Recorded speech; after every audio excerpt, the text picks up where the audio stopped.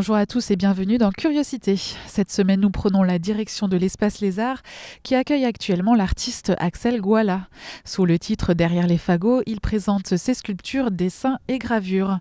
Des œuvres qui forcent notre imaginaire, détournent les formes et donnent naissance à de nouveaux horizons. Ainsi, les meubles de notre quotidien si confortables se transforment en chimères et les murs se font falaises. Il convient donc dans l'univers d'Axel Gouala de se prêter au jeu du chemin de traverse pour se laisser surprendre par ses créations au caractère à la fois animal et végétal.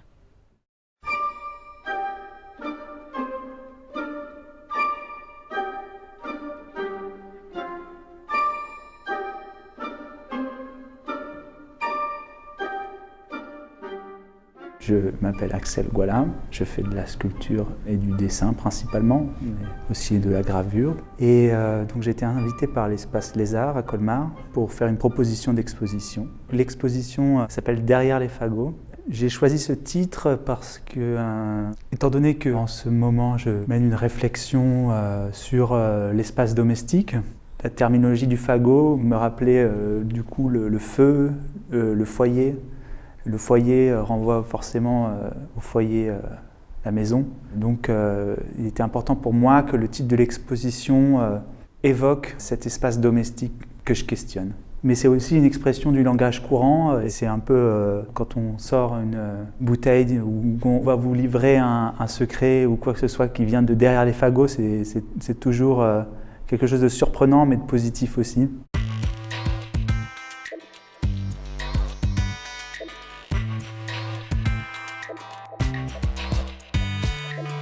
En général, ce qui me vient de manière le plus spontanée, c'est quand même le dessin, parce que j'en ai un peu besoin, c'est aussi une forme de langage et c'est aussi quelque chose qui me permet toujours de fixer une idée en moi. Si je la retiens et que je veux en faire plus tard une sculpture, ça viendra forcément du dessin, ainsi que la gravure. Et la sculpture, après, c'est juste que j'ai des idées qui pour moi font évidence en sculpture et qui doivent être une sculpture. Que ce soit aussi en dessin ou en sculpture, j'aime bien engager un vrai corps à corps avec la matière.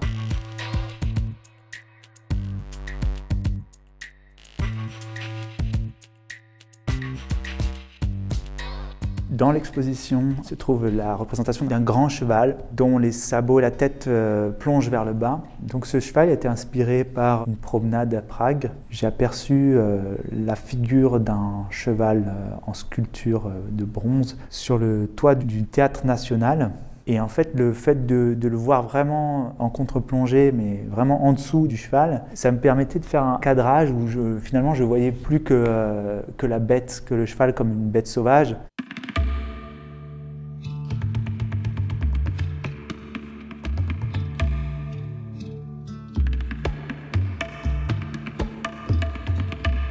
Pour retranscrire cette énergie et rendre cet hommage à la sculpture, puisque c'est pour moi aussi un hommage à la sculpture, j'avais déjà décidé de le faire en grand format.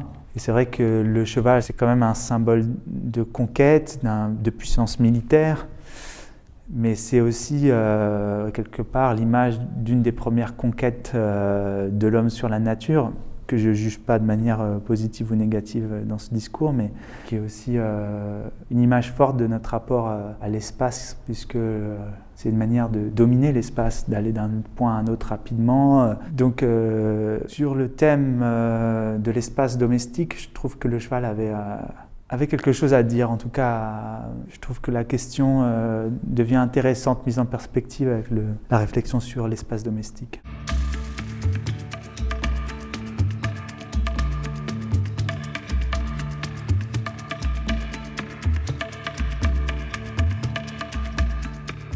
L'œuvre qui m'entoure, qui n'a pas encore de titre définitif, et qui est constituée en fait d'un ensemble de feuilles d'acanthe, un travail inspiré de la technique des staffeurs dans sa réalisation, aussi dans le fait qu'il provient d'une réinterprétation d'un élément d'ornementation. Je pense que c'est un motif qui déjà physiquement, plastiquement me plaît. Le fait de sculpter une feuille en pierre, je trouve ça assez beau.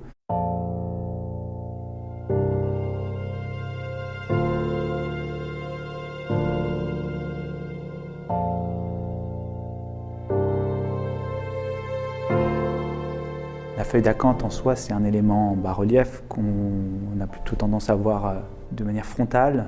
Et le fait d'en faire une sculpture en ronde-bosse, mais du coup, je suis amené à proposer une sculpture du derrière d'une feuille d'acanthe. Et volontairement ou non, je ne sais pas très bien parce que tout mon travail tourne aussi souvent autour de ça. L'aspect de ce derrière du corps de la feuille est devenu un dos, une sorte de dos, de zone musculeuse.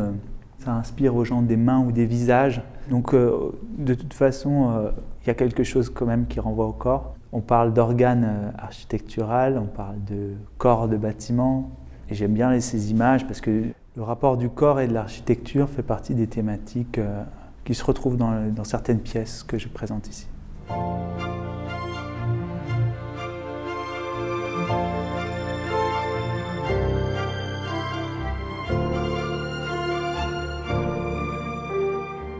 J'aimerais bien satisfaire les amateurs de dessin parce que c'est une passion que j'ai envie de partager avec les gens qui aiment ça.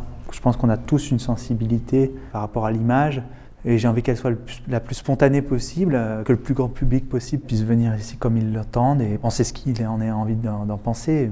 Moi, je suis très content d'exposer à Colmar parce que je ne connais pas du tout le public de Colmar et je suis très content de pouvoir échanger avec un nouveau public. J'aime bien surprendre les gens avec des images qu'ils ne connaissent pas et donc qu'on partage ensemble cette découverte.